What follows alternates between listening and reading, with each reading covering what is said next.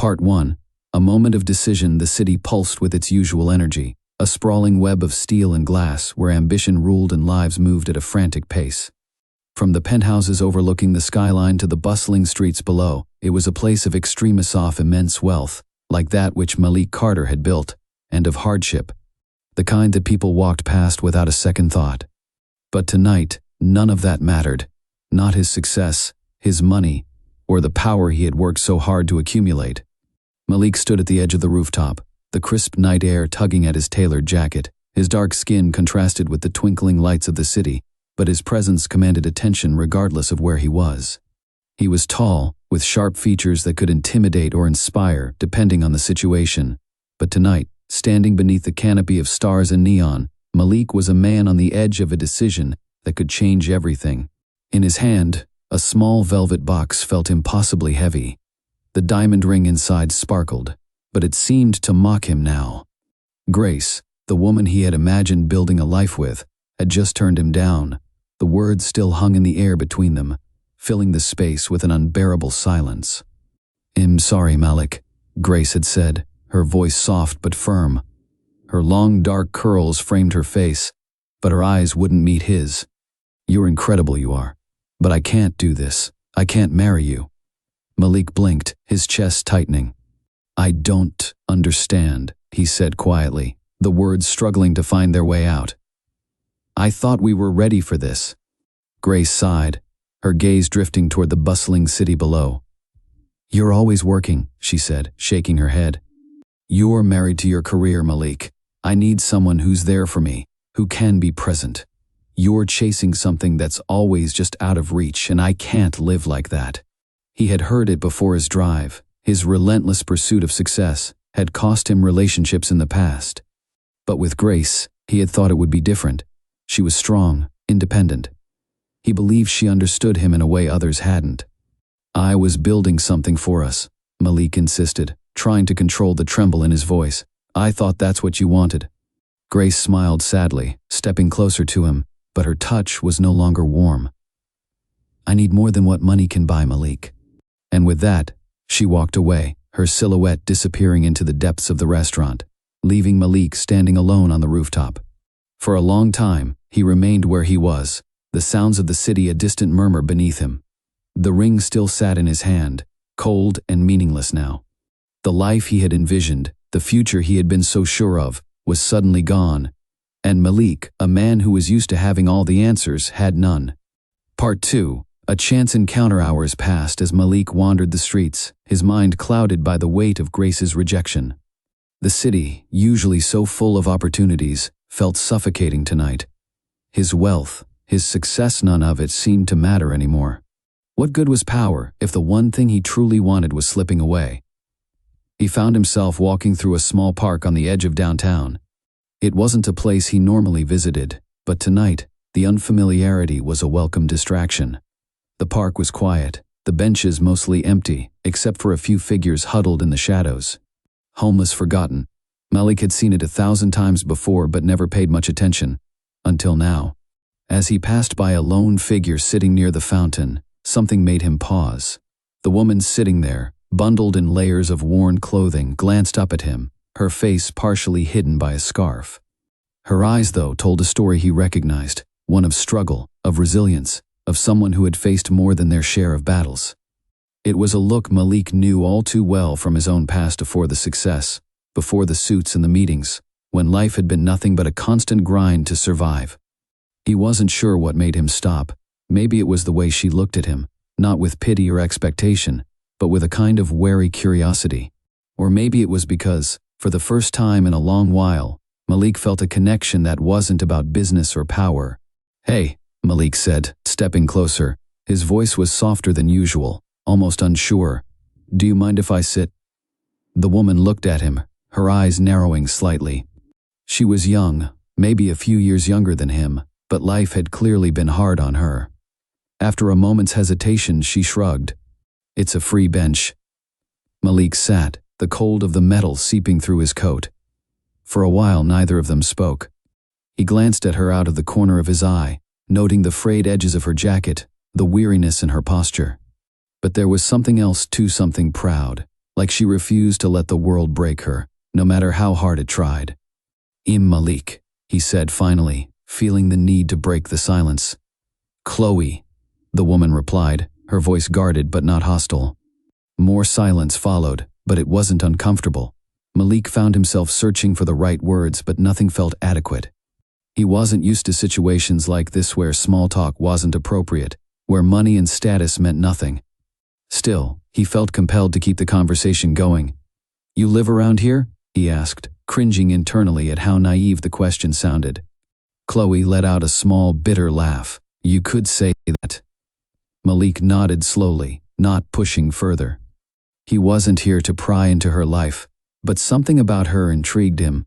Maybe it was because she seemed so detached from the world he had been trying so hard to conquer. "I don't know why I stopped," Malik said, more to himself than to her.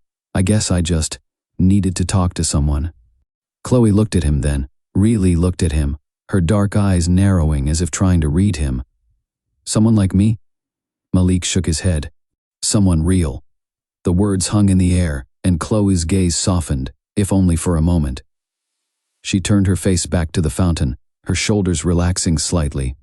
"You wouldn't be the first person to sit here and try to feel better about their life." Malik felt a pang of guilt, but he shook it off. "That's not why I'm here. I'm not looking for anything. He paused, searching for the right words. "I just lost something important." Chloe raised an eyebrow, though she didn't press him for details. "Yeah? What's that?" "My future," Malik said quietly. "Or at least the one I thought I had." Chloe gave a short, humorless laugh. "Welcome to the club." Part 3. Kindness in the dark. The night air had grown colder, and the park's lights cast long shadows over the empty paths. Despite the chill, Malik found himself reluctant to leave. Chloe's presence, though distant and guarded, offered a strange kind of comfort. It wasn't that she understood him, but more that she didn't pretend to. There was no judgment, no expectations. Just two people sitting in the cold, both carrying the weight of lives they hadn't expected. "Are you hungry?" Malik asked, breaking the silence. Chloe blinked, as if surprised by the question. "Why? You offering?" Malik nodded. "Yeah. There's a diner down the street. It'll buy us both something to eat." Chloe studied him for a moment, as if trying to decide whether he was serious or just another rich guy looking for a feel-good moment. Finally, she shrugged. "All right, but don't expect me to be grateful or anything." Malik smiled, the first real smile he'd felt all night. "Deal." They walked in silence to the diner, the warm glow of its neon sign a stark contrast to the cold, indifferent city around them. Inside, the smell of greasy food and cheap coffee hit them, but to Malik, it was the smell of comfort. He hadn't been in a place like this in years too, caught up in expensive restaurants and business meetings, but tonight, it felt right. They sat in a booth near the back, and Malik ordered them both coffee and burgers. Chloe was still guarded, but she relaxed slightly, her eyes scanning the room as if she was always on alert. Always ready to move if things went south. "So," Chloe said, breaking the silence as the waitress left, "you are obviously rich. Why are you sitting in a park talking to someone like me?" Malik took a sip of his coffee, the bitterness grounding him. "Maybe I needed a reminder of what's real," he said quietly. Chloe snorted. "What's real? You've got everything people like me can only dream of. What do you know about real?" Malik leaned forward, meeting her gaze. "I know that money doesn't fix everything." Chloe stared at him for a long moment, her eyes hard but curious. "Yeah? What's broken in your life then, Mr. Perfect?" Malik hesitated, the words forming on his tongue but feeling heavy. "I thought I had everything figured out," he said slowly. "I thought if I worked hard enough, if I built a life of success, everything would fall into place. But I lost someone tonight, and now I'm not so sure I ever had anything figured out." Chloe didn't say anything for a while, her eyes scanning his face as if searching for signs of a lie. But when she finally spoke, her voice was softer.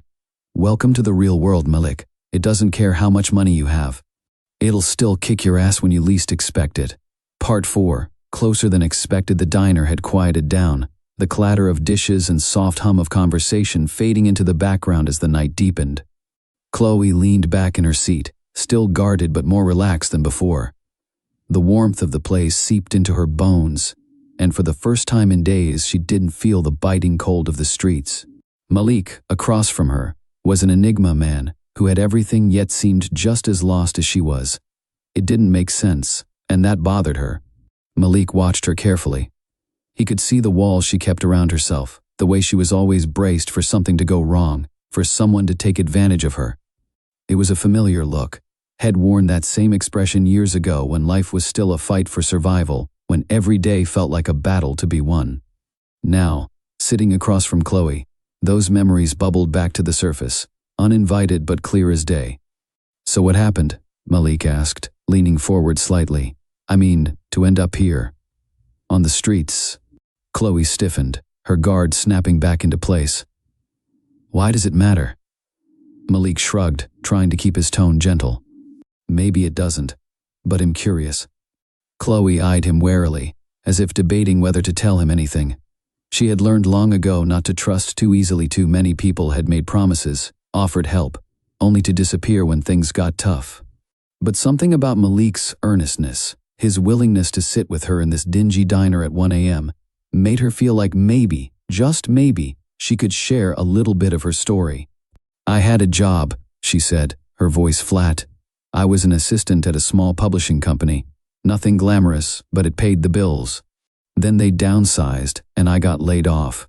Couldn't keep up with rent, and one thing led to another. You know how it goes." Malik nodded, though he couldn't imagine how hard that fall must have been. "What about friends? Family?" Chloe's jaw tightened. "Gone. Or didn't care enough to help. It's funny how people disappear when you need them most." There was a bitterness in her voice that struck a chord with Malik. He had been fortunate when he had struggled early in life. He had found support in unlikely places. But he knew what it felt like to be abandoned, to feel like you were fighting the world on your own. "I'm sorry," Malik said quietly. "That sounds rough." Chloe gave him a sideways glance. "Yeah, well, it is what it is."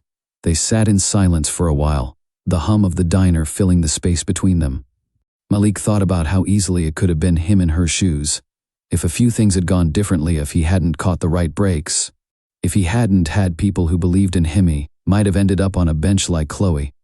The thought made him uncomfortable, but it also made him more determined to understand her.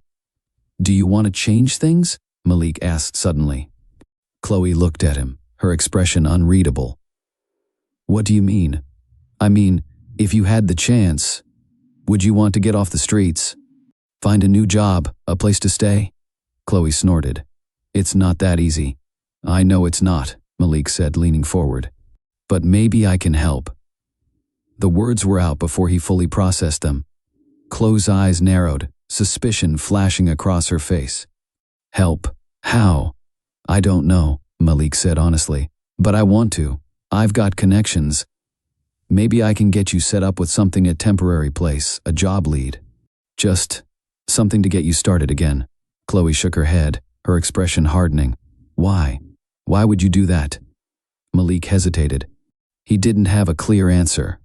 Part of him felt like he owed it to someone to the universe, to himself to help someone who reminded him of where he came from. Another part of him felt drawn to Chloe in a way he couldn't explain. There was something about her strength, her resilience, that made him want to see her win. "Because I can," Malik said simply, "and because no one should have to go through this alone." Chloe stared at him, her dark eyes searching his face for any sign of deception. When she spoke, her voice was quieter, less defensive. "You think you can just fix my life? Like, give me some money and a job, and everything will be fine?" Malik shook his head. "No, I know it's not that simple. But it's a start. You don't have to do this alone." The silence between them stretched, heavy with unspoken thoughts. Chloe's mind raced, torn between the instinct to push him away and the hope that maybe, just maybe, this time would be different. She had been burned too many times before to trust easily, but there was something about Malik that felt real. "All right," Chloe said finally, her voice soft but resolute. "I'll take your help. But don't expect me to be grateful or anything. I'm not some charity case." Malik smiled. "Deal." Part 5. Small steps the next day. Malik followed through on his promise. He made a few calls to people he knew, pulling strings and calling in favors. Within hours, he had arranged for Chloe to stay at a temporary hostel that was part of a rehabilitation program for the homeless, a place that would help her get back on her feet. It wasn't glamorous, but it was safe, warm, and gave her the chance to regroup. Chloe, true to her word, wasn't overtly grateful.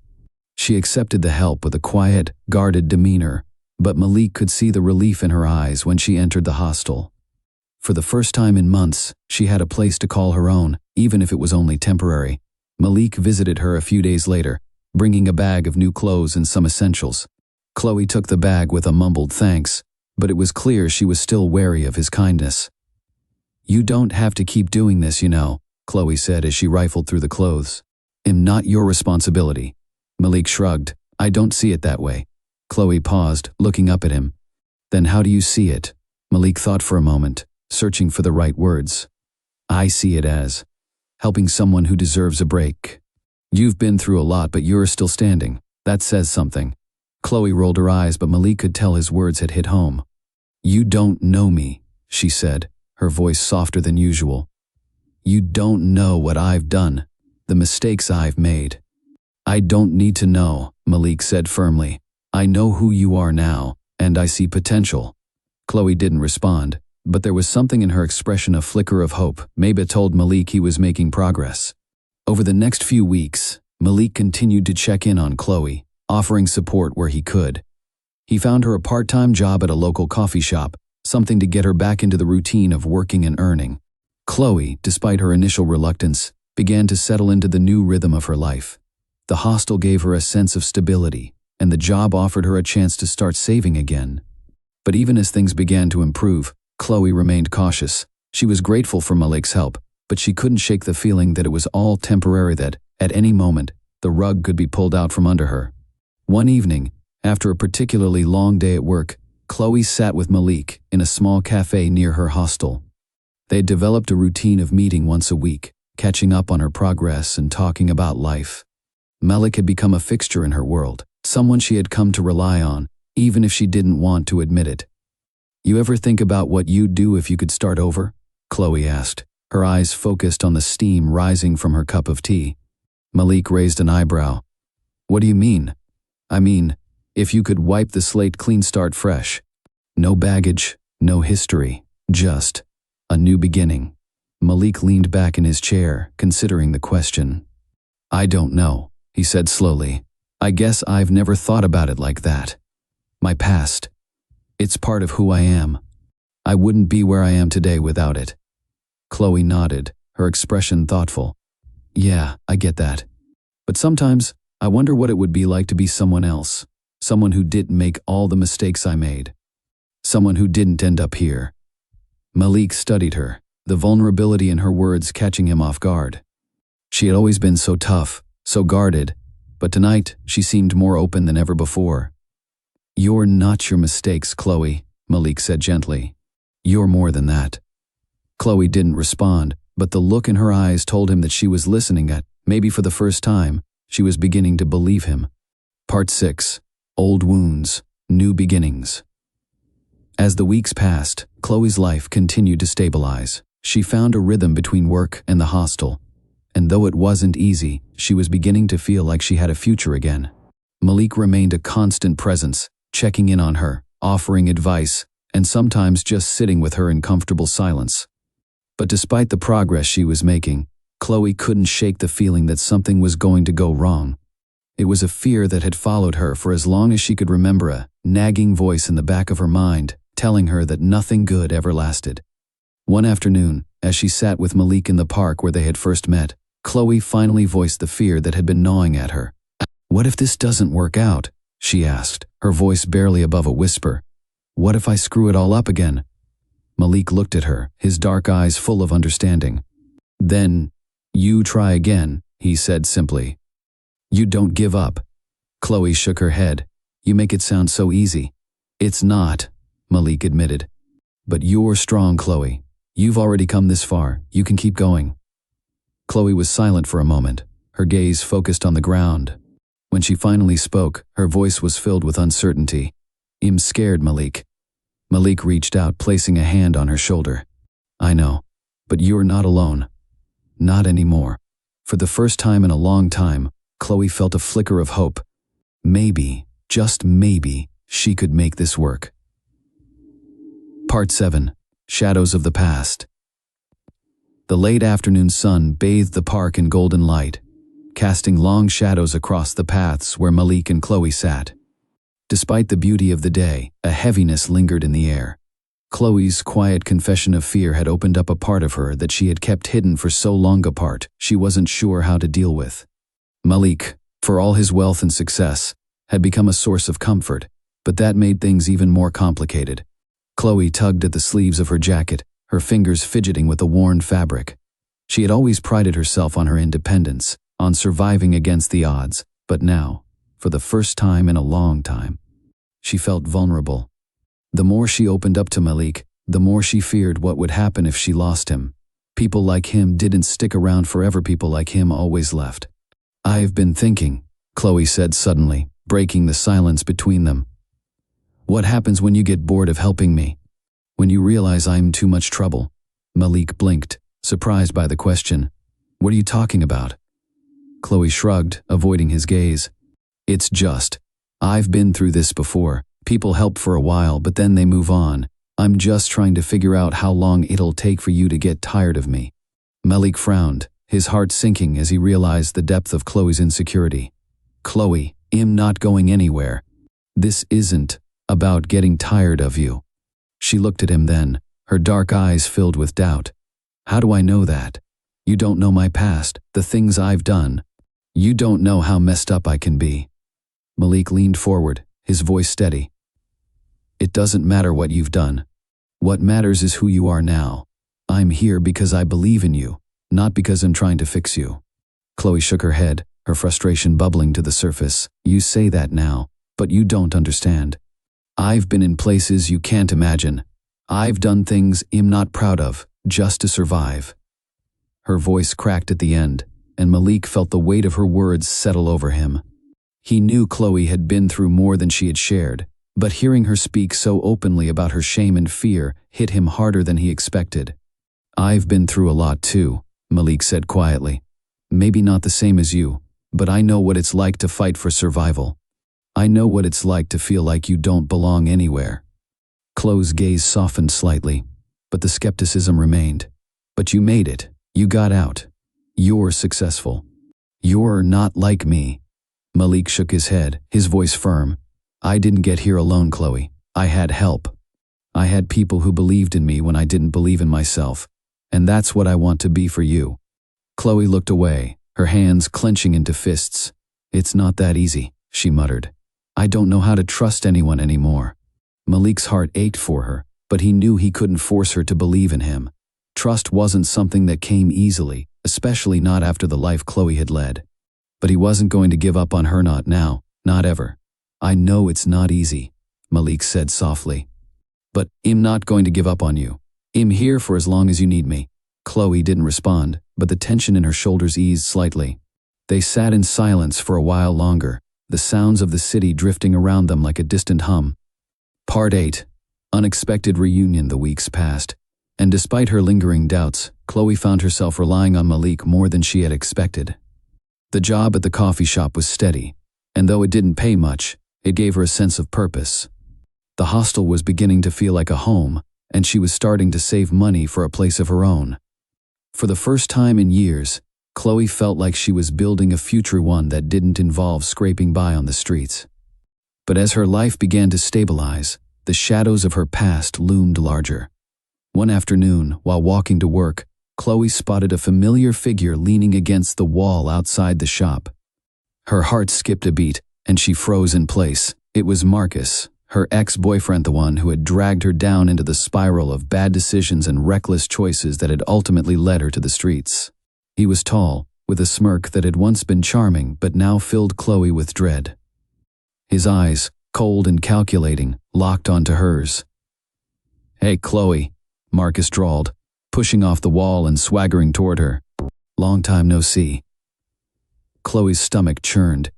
She hadn't seen Marcus in over a year, and she had hoped she never would again.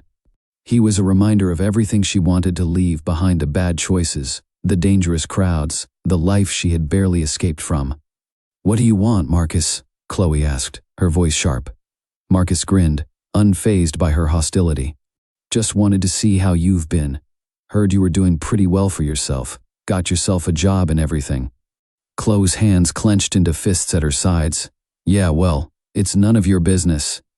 "Come on, Chloe," Marcus said, his voice oozing with false charm. "I'm just trying to reconnect. We had some good times, didn't we?" "Those times are over," Chloe snapped, stepping back. "I'm not the same person I was." Marcus' grin faltered for a moment, but then it returned, colder than before. "Oh, I don't know about that. People don't change that much. You'll always be the girl who runs when things get tough." Chloe's chest tightened, anger and fear swirling inside her. She wanted to yell at him, to tell him he was wrong, but a part of her still believed his words. What if she hadn't changed? What if she was still the same scared, broken girl who had let Marcus drag her down? Before she could respond, Marcus stepped closer, lowering his voice. "Word on the street is you've got some rich guy looking out for you now. Must be nice, huh? Guess you've found someone new to take care of you." Chloe's blood boiled. Malik wasn't taking care of her, he was helping her rebuild her life. But Marcus, with his smug smirk and cutting words, made it sound like she hadn't changed at all, like she was still dependent on someone else for survival. "Get lost, Marcus," Chloe growled. "I don't need you or anyone else." Marcus chuckled, but there was no warmth in it. "Sure, Chloe. Whatever you say. But just remember you know who you really are." With that, he turned and sauntered off, leaving Chloe standing there, trembling with rage and uncertainty. Part 9. A crisis of faith. The encounter with Marcus left Chloe shaken. She had spent so much time trying to rebuild her life, but seeing him again had brought all her old insecurities crashing back. As much as she hated to admit it, Marcus had a way of getting under her skin, of making her doubt herself. His words echoed in her mind. "You'll always be the girl who runs when things get tough." That night, Chloe met Malik at their usual cafe, but her mind was elsewhere. She barely touched her food, and her responses to Malik's questions were short and distracted. He noticed, of course, but he didn't push her to talk. Instead, he watched her with quiet concern, waiting for her to open up. Finally, Chloe couldn't take it anymore. She set her fork down and leaned back in her chair, her arms crossed over her chest. "I saw someone today," she said, her voice tight. "Someone from my past." Malik raised an eyebrow. "Who?" "Marcus," Chloe said, the name bitter on her tongue. "He showed up outside my work, trying to drag me back into that life." Malik's expression darkened, his jaw tightening. "What did he say?" Chloe shrugged, trying to play it off like it didn't matter. "Just the usual. Told me I hadn't changed, that I was still the same mess I've always been." Malik leaned forward, his voice low and firm. "You know that's not true, right? You've changed. You've worked hard to get where you are." Chloe bit her lip, her gaze dropping to the table. "I don't know. Maybe he's right. Maybe I'm just pretending. What if I mess everything up again? What if I haven't really changed at all?" Malik reached across the table, gently taking her hand in his. "You're not that person anymore, Chloe. You've come too far to let someone like Marcus drag you back down. He doesn't know you like I do." Chloe looked up, meeting Malik's eyes. There was so much warmth and belief in his gaze that it almost broke her. How could he have so much faith in her when she didn't even believe in herself? "I'm scared, Malik," Chloe whispered. "I'm scared of failing again." Malik squeezed her hand gently. "It's okay to be scared, but you're not alone in this. I'm here, and I'm not going anywhere." Chloe's throat tightened, emotion welling up inside her. For so long she had been afraid to let anyone in, afraid to trust again. But with Malik, things felt different. He wasn't trying to save her, he was standing beside her, offering support without expecting anything in return. For the first time in a long time, Chloe felt a flicker of hope. Maybe, just maybe, she could outrun her past. Maybe she could build a new future after all. Part 10. The breaking point. The next few days were a blur for Chloe. Every step forward seemed overshadowed by Marcus' sudden reappearance, his words like poison seeping into her thoughts. Malik had been nothing but supportive, encouraging her to stay focused on the progress she'd made.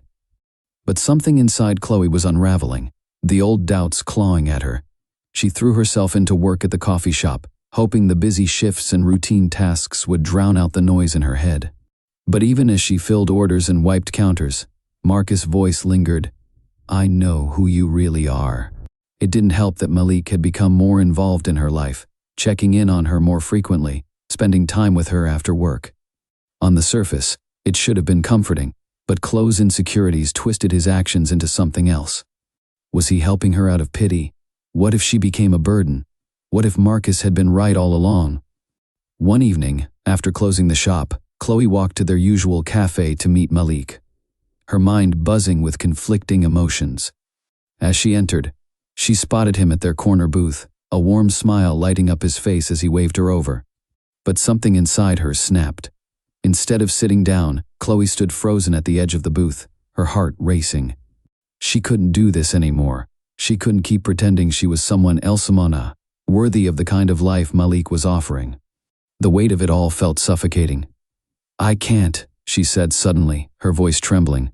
Malik's smile faltered, confusion crossing his face. Can't what? Chloe shook her head, her eyes welling with tears. I can't keep pretending like this is real. Like I'm different, I'm not. I'm still the same girl who screwed up everything, who let Marcus ruin her life. I'll never change. Malik stood, his face etched with concern. Chloe, that's not true. You've come so far. Don't let him get inside your head. But Chloe couldn't hear him. The doubts, the fear, the overwhelming sense of failure, it all crashed down on her at once. I'm not like you, Malik, she cried, her voice breaking. I'm not strong. I'm not capable. I'm just broken. Malik's eyes softened, but his voice remained steady. You're not broken, Chloe. You've survived things most people wouldn't. That's strength. Chloe shook her head violently. No. I don't belong in your world. You don't see it, but it'll ruin everything. I always do. Malik reached out to her, but Chloe stepped back, her hands shaking. I can't do this, she whispered, her voice barely audible. I'm sorry, Malik. I need to leave. Without waiting for his response, Chloe turned and rushed out of the cafe, her heart pounding in her chest. Tears blurred her vision as she stumbled down the street, her mind in turmoil. She didn't know where she was going. All she knew was that she had to get away. Part 11. A final confrontation. Chloe didn't stop running until she found herself in the same park where she and Malik had first met. The memories of that night flooded back, the way he had sat beside her, offering kindness when she hadn't asked for it. It seemed like a lifetime ago, and yet here she was, feeling just as lost as she had been back then. She collapsed onto a bench, her chest heaving with sobs.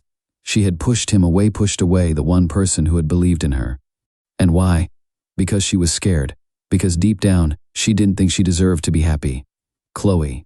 The sound of her name made her freeze. She looked up, her heart sinking as she saw Marcus standing a few feet away, his smirk as cold as ever. Thought I'd find you here, he said, his voice dripping with mock concern. You always did run when things got tough. Chloe stood, her body tense. What do you want, Marcus? Marcus shrugged, taking a step closer. I just wanted to see how you were holding up. Looks like you were falling apart just like I said you would. Chloe's hands clenched into fists. I don't need your help. I don't need anything from you. Sure you don't, Marcus sneered. You think that rich guy's going to fix everything for you? You really think you can just walk away from the past like it doesn't exist? Chloe's blood boiled, anger surging through her. I'm not the same person I was. I've changed. Marcus laughed, a cruel sound that echoed in the empty park. People like us don't change, Chloe. We're survivors. We do what we have to do to get by, and that's it. Don't fool yourself into thinking you're better than that. For a moment, Chloe felt the weight of his words crushing her, dragging her back into the darkness she had fought so hard to escape. But then, like a flash of light breaking through the clouds, Malik's voice echoed in her mind. You're not your past. You're more than that. Chloe straightened, her voice steady. You're wrong, Marcus. I'm not like you. I don't need to hurt people to survive. I don't need to live in the past. Marcus' smirk faltered, but he quickly recovered, stepping closer. You'll come back to me, you always do. It's just a matter of time. But Chloe wasn't backing down this time. Not this time. I'm done with you. And I'm done letting you control me. With that, she turned and walked away, leaving Marcus standing alone in the park. Every step she took felt lighter, as if she was shedding the weight of her past with every movement. For the first time, she felt free. Part 12. A new beginning. By the time Chloe made it back to the cafe, her heart was pounding for a different reason. She had spent years running from herself, from her mistakes, from her past. But now, for the first time, she had stopped. She had stood her ground, and she wasn't going to let Marcus or anyone else define who she was. As she walked through the door, she spotted Malik still sitting at their booth, his head in his hands. He looked up when she entered, his eyes wide with surprise. "Chloe," he said, standing quickly. "What are you doing here?" Chloe took a deep breath, her voice steady. "I'm sorry, Malik. I was scared. I thought if I pushed you away I could protect myself. But I was wrong. I don't want to run anymore." Malik's face softened, relief flooding his features. "You don't have to run, Chloe. I'm here. I've always been here." Chloe stepped closer, her heart full of gratitude and hope. "I know. And I'm done letting my past control me. I'm ready to move forward with you, if you'll still have me." Malik didn't hesitate. He closed the distance between them, pulling her into a tight embrace. "I'll always have you, Chloe. You're stronger than you think, and I'm proud of you for realizing that." Chloe rested her head against his chest, her heart finally at peace. For the first time in years, she wasn't running from her past. She was standing tall, ready to face whatever came next. With Malik by her side, she knew she could handle it. They stood there for a long time, wrapped in each other's warmth, the world outside fading away. The future wasn't certain, and there would be challenges ahead. But for now, Chloe knew one thing: she wasn't alone. And that was enough. Epilogue. Looking ahead, Chloe didn't know what the future held, but she was no longer afraid. She had faced her demons, confronted the ghosts of her past, and come out stronger on the other side. Malik had been her anchor, but it was her own strength that had carried her through. As they walked out of the cafe, hand in hand, the city lights glittered around them, and Chloe smiled.